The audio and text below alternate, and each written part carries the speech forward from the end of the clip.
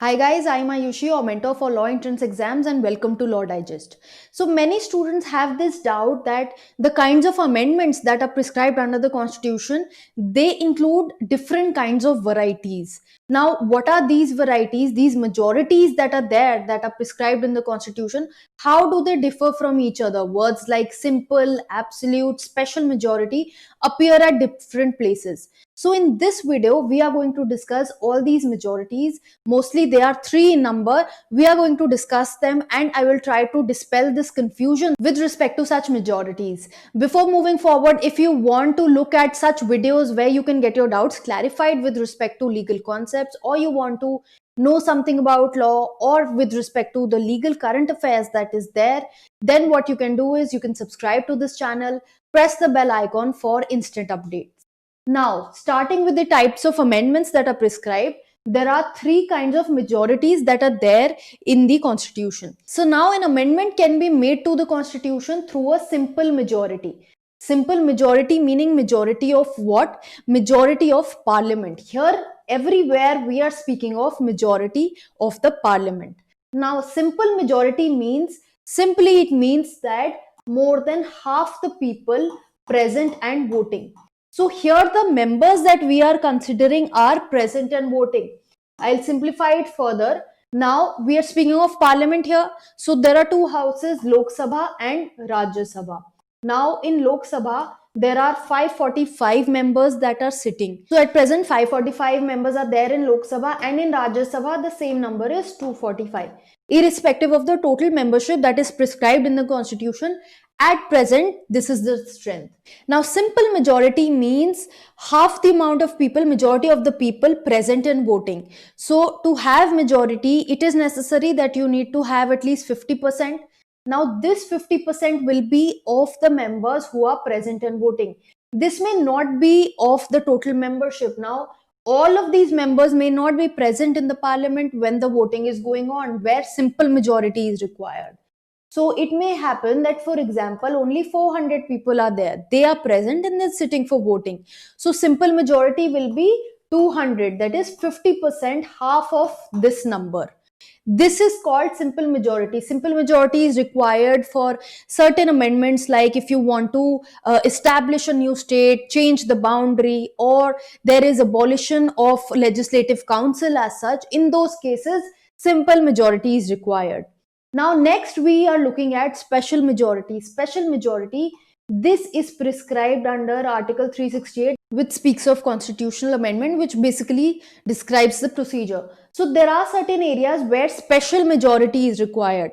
It is required if you need to amend fundamental rights or DPSPs. So in those cases, special majority is required.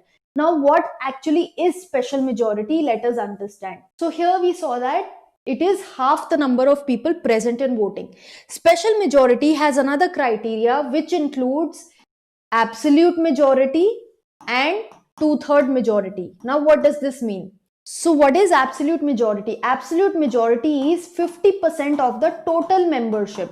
So 545 divided by 2 will be your absolute majority. 273 is your absolute majority, which is a part of your special majority. Now further, what else is required for special majority? There has to be two-third of the membership as well. That is, two-third of 545 will be your part of special majority, the other component that needs to be there. Now this two-third will be of the people present and voting and not of the total membership. Absolute majority will be for the members who are part of the total membership, and two-third will be of the people who are present and voting. That will amount to your special majority. Then further, 368 also prescribes that in certain cases, special majority is required along with consent of states.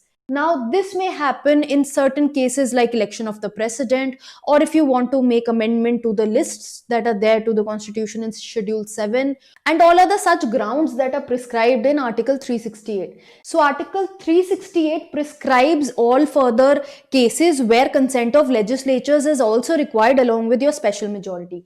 So special majority, we already know, we had discussed here, special majority is your absolute majority along with two-thirds of the people present and voting, the members present and voting. Now, along with this, consent of states is required, meaning thereby that half the number of members that are there in the state legislature will be your consent of states. They will form the part of consent of your states, and if that exists along with special majority, that will be the type of amendment as we are dealing in point 3, which is given under article 368. So I hope with this you are clear on the kinds of majorities that are prescribed and what is the number, how it is calculated. So similarly, if you want to clear your conceptual clarity with respect to the constitution, what you can do is you can log on to our website. We have launched our video course for constitution. You can look at that. There are videos explaining different concepts that are there in constitution. All the chapters have been organized systematically to help you understand and get this essence of the constitution that is there, that is helpful for your law entrance exams, or even if you're doing LLB or you're preparing for LLM entrances, it is really helpful. And in case you have any further doubt with respect to this video or any doubts that you may have in general, you may mention the same in the comment box below.